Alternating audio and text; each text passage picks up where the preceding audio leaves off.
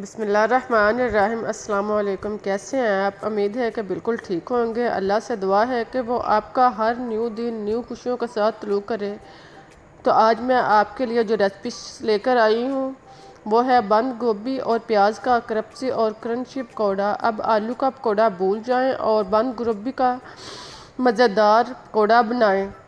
तो इसमें मैं आपसे कुछ टिप्स भी शेयर करूंगी ताकि आप अपनी रेसिपीज़ को बेहतर से बेहतर बना सकें। तो आइए शुरू करते हैं अपने रेसिपीज़। लेकिन इससे पहले प्यारे प्यारे बहन भाइयों, आपसे रिक्वेस्ट है कि मेरे चैनल को सब्सक्राइब कर दें और बेल का बटन भी प्रेस करें ताकि आपको मेरी हर न्यू वीडियो इसी तरह टाइम पे मिलती रहे। तो प्यारे प्यारे बहन भाइयों, अब चलते हैं अपनी रेसिपीज़ की तरफ। इसके लिए हमें चाहिए बंद गोभी, एक छोटा फूल, इसको लंबाई में बारीक लच्छेदार काट लें। बिल्कुल इस तरह का लंबाई में बारीक काट लें और फिर इसमें दो बारीक कटे हुए लंबाई में प्याज शामिल करें। इनको भी लच्छेदार गोभी की तरह काट लें। प्याज और गोभी डालने के बाद अब इसमें 2 से 3 चम्मच हरा धनिया कटा हुआ शामिल करें।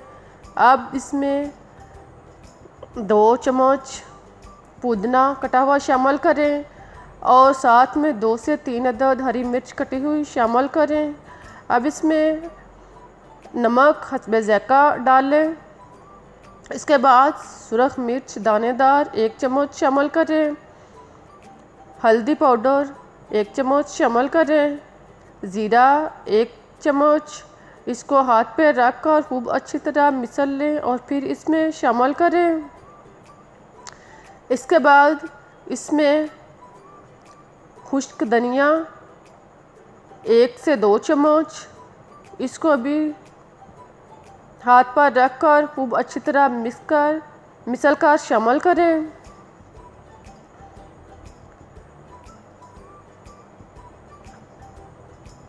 अब हम इसमें 2 चम्मच कसूरी मेथी, इसको भी दोनों हाथों से मिसल कर शामिल करते हैं। अब इसमें काली मिर्च पिसी हुई आधा चम्मच शामिल करते हैं और साथ में चाट मसाला 1 चम्मच शामिल करने के बाद अब इसमें लीमू का रस 1 अदद लीमू, इसको काट कर 2 हिस्सों में काट लें और 1 हिस्सा इनके ऊपर निचोड़ें।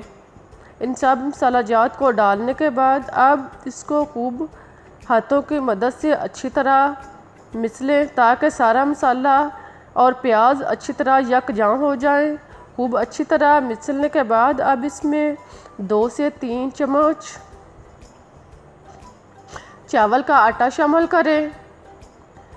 चावल का आटा डालने के बाद अब इसमें 2 कप बेसन डालें।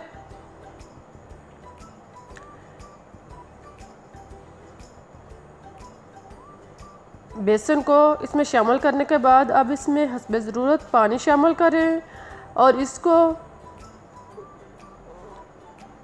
गाढ़ा सा मेज़ा बना लें और इसको खूब अच्छी तरह मिक्स करें।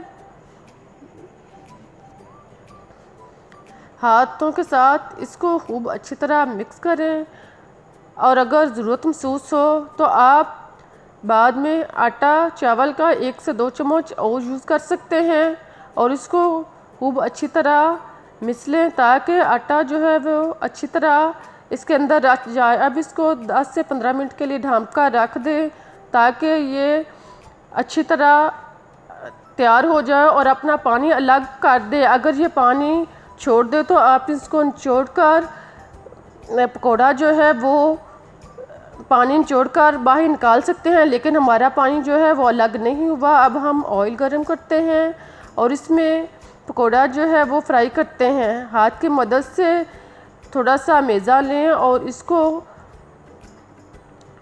ऑयल के अंदर डालते जाएं और साथ में 1 चम्मच से इसको हरकत देते जाएं।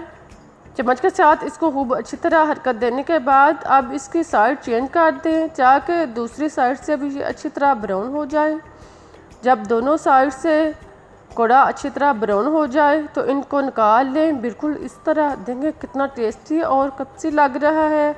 अब हमने सारे पकौड़े तैयार कर लिए हैं उम्मीद है कि आपको मेरी वीडियो पसंद आई होगी।